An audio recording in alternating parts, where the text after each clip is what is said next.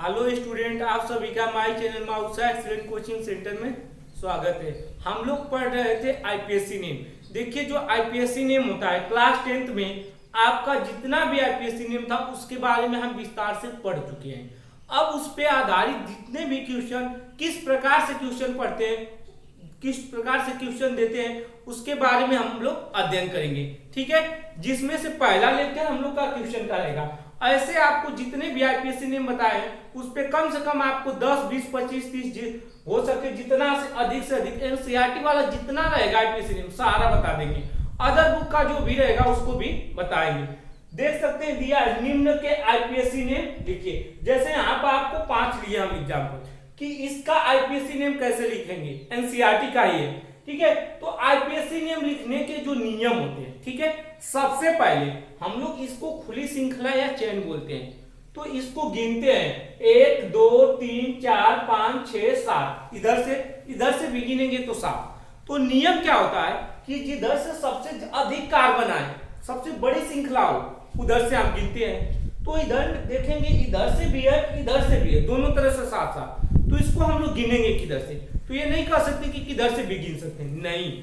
अगर कहीं double bond है, ट्रिपल बॉन्ड है, क्रियात्मक समूह है, तो उसके लिए एक दूसरा स्टेप होता है कि जिधर से ट्रिपल बॉन्ड या डबल बॉन्ड पहले आए उधर से हम गिनते हैं। देखिए, यदि हम इधर से इसको गिन रहे हैं, समझिए, तो 1 2 3 4 5 6 7 कार्बन आए।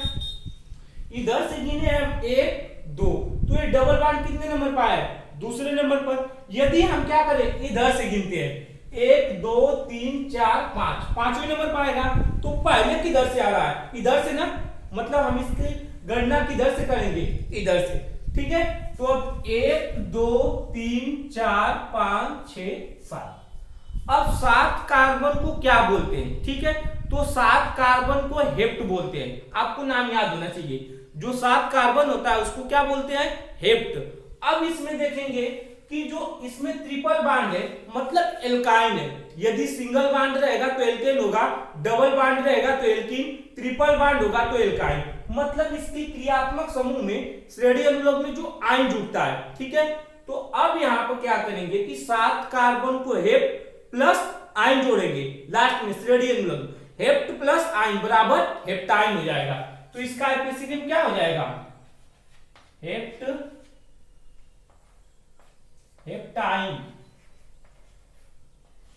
क्या हो जाएगा, हेप्टाइन। अब देखिए, अभी आपका पूरा क्लियर नहीं, ये तो आईपीएससी नेम हेप्टाइन। अब हम करेंगे 1 2, जो ट्रिपल बॉन्ड कितने नंबर पर है, 2 नंबर पर। तो यहाँ पे क्या लिखेंगे, 2। इससे पता चलता है कि दूसरे नंबर पर ट्रिपल बॉन्ड लगा है, बाकी हेप्टाइन। कितने कार्बन है, 7 कार्बन है। ठीक है, कहीं भी डाउट होगा किसी भी में तो आप कमेंट कर सकते हैं। ठीक है, कमेंट करिएगा। इस पे जिस पे डाउट रहेगा उस पे अधिक से अधिक आपको एग्जांपल समझाएंगे, बताएंगे। ठीक है, अब देखिए, अब इसमें हम सोचेंगे इसको किधर से गिने। तो जो COOH है एक क्रियात्मक समूह है। सबसे पहले तो हम गिन लेंगे 1 2 3 4, इधर से भी गिनेंगे 1 2 3 4, लेकिन गिनेंगे किधर से, तो जिधर से क्रियात्मक समूह एकदम उधर से गिनना निश्चिंत होके। तो इसमें जो COOH क्रियात्मक समूह है, तो आप सोचेंगे कि इसको छोड़ के गिनना होगा 1 2 3, नहीं। तो जो कुछ ऐसे क्रियात्मक समूह होते हैं जिनको उसमें हम साथ साथ गिनते हैं। ठीक है, जैसे में कार्बोक्सिलिक है, इसको हम इसके साथ गिनेंगे। चलिए, तो जिधर से पहले इधर से 1 2 3 4, ऐसे यदि हम 1 2 3 4 नीचे आए तो भी 4। तो आप निश्चित है, आप इस तरह सीधे गिन सकते हैं या ऐसे आके नीचे भी। ठीक है, अब देखिए, जैसे यदि हम लोग हैं, हम लोग के घर जाने के लिए एक सीधा रास्ता, एक इधर का ही रास्ता गया, तो आप सीधे आएंगे तो कहेंगे आपके आते समय कोई रास्ता छूटा है, मतलब बचा था, तो आप कहेंगे ऐसे। ठीक, जैसे यदि मान लीजिए कि हम इसको गिनते हुए यदि सीधे चले जा रहे हैं, तो 3 नंबर पे CH3 यहाँ पर छूट जा रहा है ना। क्या हो रहा है, 3 नंबर पर अगर सीधे चले जाए 1 2 3 4, तो ये CH3 जो है कि तीसरे नंबर पर छूट जा रहा है। यदि हम 1 2 3 इधर आ जाए नीचे, तो CH3 यहाँ पर छूट जा रहा है। तो उसको क्या करते हैं, जितने पे छूटे उसको दर्शाते हैं कि इतना पे ये चीज छूटा है। तो आप 1 2 3 इधर भी जाएंगे तो अभी क्या, इसका आईपीएससी नेम लिखेंगे 3। 3 कहां से आया है, क्योंकि 1 2 3 4 जब सीधे गए तो तीसरे नंबर पर CH3 छूट रहा है, तीसरे नंबर पर इसलिए 3 रखें। अब जो CH3 होता है उसको मेथिल बोलते हैं, क्या बोलते हैं, मेथिल। तो 3 मेथिल मतलब तीसरे नंबर पर मेथिल छूट रहा है। 1 2 3 4 कार्बन को ब्यूट बोलते हैं, ठीक है। लेकिन आईपीएससी ने हम लिखते हैं तो ब्यूट एल्केन प्लस जो क्रियात्मक समूह होता है श्रेणी अम्ल COOH आपका ओइक अम्ल है। तो 4 कार्बन को ब्यूट, एल्केन में ब्यूटेन प्लस ओइक अम्ल, तो ब्यूटेनोइक अम्ल आपका 3 मेथिल ब्यूटेनोइक अम्ल, ब्यूटेनोइक अम्ल, ये अम्ल है ब्यूटेनोइक अम्ल, 3 मेथिल ब्यूटेनोइक अम्ल।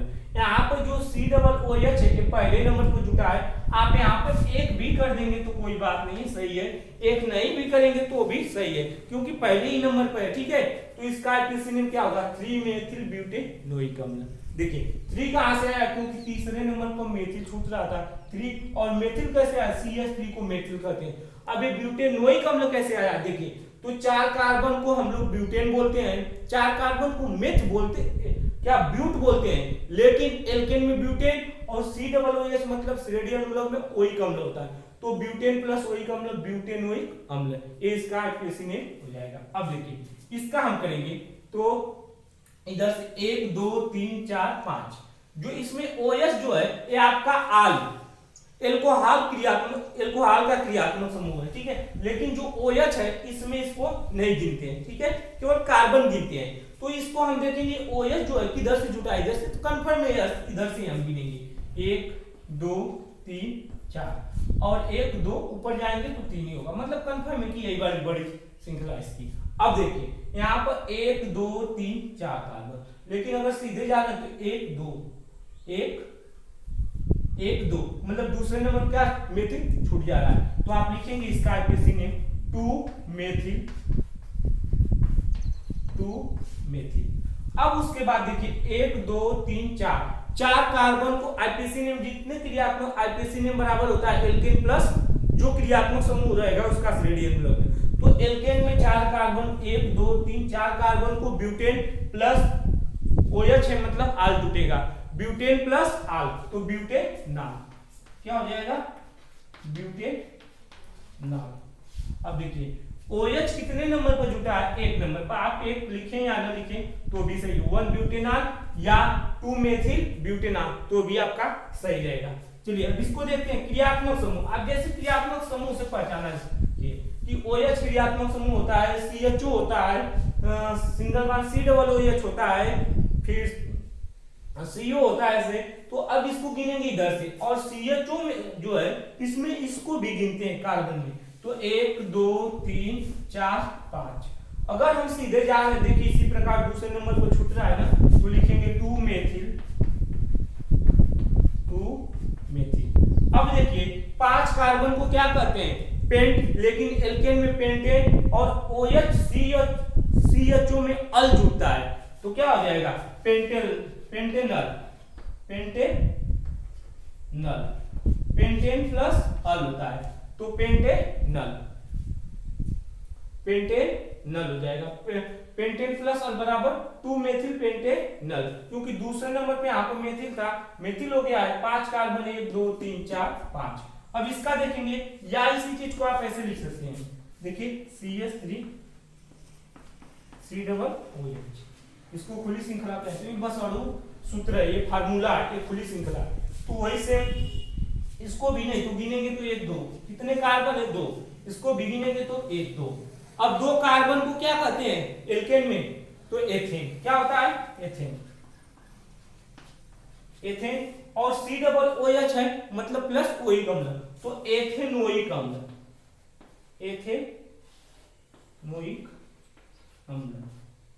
एथेनोइक अम्ल। इसी प्रकार ये सबका आईपीएसी नेम हो गया। यदि आपको कहीं भी डाउट हो तो कमेंट में लिख सकते हैं। इसी प्रकार अभी तो 5 आपको एग्जांपल बनाए हैं, 10-20 जितना कहेंगे उतना आपको जिसमें डाउट होगा उस पर कमेंट करिएगा।